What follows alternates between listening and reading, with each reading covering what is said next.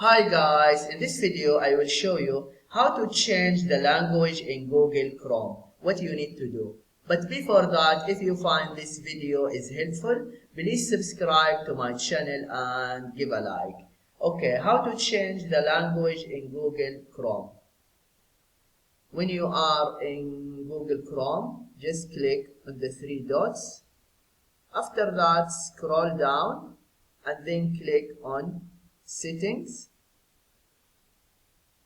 And then in the left sidebar, click on Languages. And you see here, website in your languages. Click Add Languages. Now just add the language you want. For example here, Albanian. After that, click Add. Yeah, this is what you need to do if you want to know how to change the language in Google Chrome.